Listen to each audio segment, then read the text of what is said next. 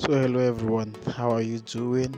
Good day to you. So this is the Diligent Designer YouTube channel where we share YouTube tutorials that has to do with graphic design, resources and graphic design tips that would help you become better in your craft as a graphic designer.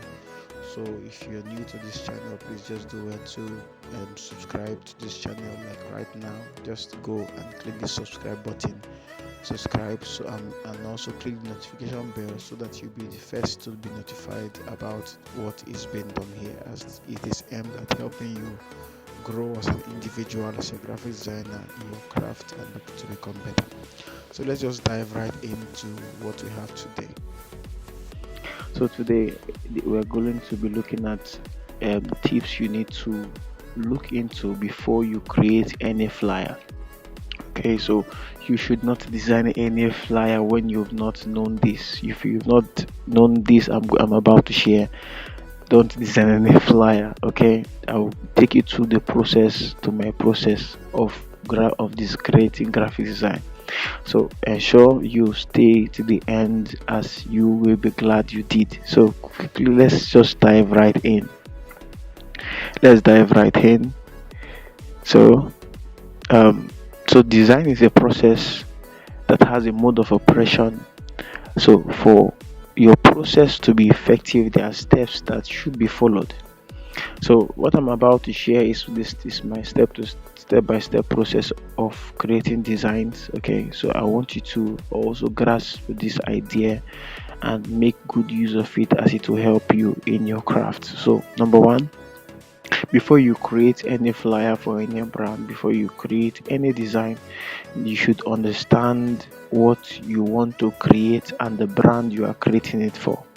Okay, so you need to understand, it's very important you understand what you are going to create and the brand you are creating it for, whether the brand is a real estate brand, whether the event you're designing for is a church event, corporate event, and the rest of them. You need to understand the value they are trying to pass across. Okay, so when you now understand that, the next step is now for you to research, to create research. What does the research entails? It gives you the opportunity to find out who have done this before, and the brand industry that in which this design falls in. So when you research, you now find out. So I'm just going to do a quick research. I usually use Pinterest for my research. Okay, what does it help me do? It helps me to um know the how the design looks like and what is obtainable. So when I'm creating my own design, it gives me the best output. So what I usually do when I'm designing is I type creative. Let's say I'm designing for a real estate brand. I'll say creative real estate flyer design. The word creative is a keyword that helps streamline the designs that will be thrown to my face.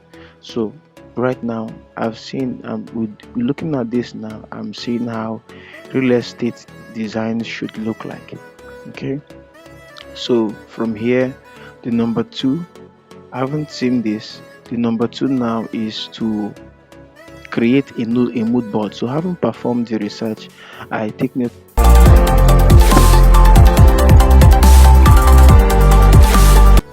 of images that is used in real estate designs. Okay, and then I now create a mood board. A mood board is a document, or a what contains the ideas you've seen and you want your design to look like. So from fonts to images, so you can just get few, let's say four of the kind of designs you want your design to look like, and then paste it on a document. Okay, so having done that, you will now have to pick. Number three is you have to choose your background and images fonts wisely. So it's not every kind of font that work for a real estate brand or whatever brand you want to design for. Okay, so you look at the fonts and look at the backgrounds that is being used, look at the placements and everything, So when you've done that quickly, you now have to, it's optional. Then the number 4 is optional. You can sketch your design on a sheet of paper. Okay, that works. It gives you an idea of what your design should look like even before you start creating the design. Okay, so you can sketch your design using some of any of these design templates that you've seen, that you've added to your mood board. Okay, it means what you see most of the time is what you become. So the more you see something, the more you are likely to create something like that. So having taken down those stuff, you now have to use your own software, whatever software you're using, whether Pixel Lab, Photoshop, whatever software you're using, you use that software to create your own masterpiece. Okay, you create your own masterpiece. You create something out of nothing. You create something out of what you've gathered as inspiration, as ideas. Okay, first of all, you understood the brand you're working for, you understood what you're trying to create and the brand you're creating it for. And the number 2, you now had to do your research to find out, to check how the designs in that industry, what does it look like, okay, the kind of fonts that is used there, and then you created the mood board out of it. Okay, then that's number 2. Then number 3, you now had to choose the kind of background you will use, the kind of color you will use, the kind of fonts you will be using. Okay, so if you have stayed to this time, God bless you. Keep staying to the end. Okay, it's going to be very short. So having done that, having created your mood board, and then you've made the choice of a background, image, and font you'll be using. So you can sketch your design, is optional, and then you create your masterpiece.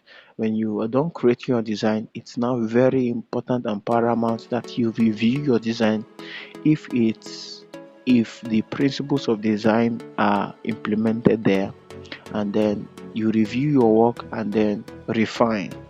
Okay, one of the things about graphic design is that we have the opportunity of reviewing what we've done to refine it. Okay, so there's a design that was on my screen at this point. So this is a design I did for my place of worship. Before I created this design, I had to make some research, and I had to I thought deeply. Okay, after thinking, creating research, mood board, and everything, then this is the output that was gotten. So if you would want this type of design to be your output, then you will need to follow this process I just outlined. Okay, this process will help you become an effective and efficient graphic designer. Okay, if you this video has blessed you, leave a comment. If you have a question, ask your question.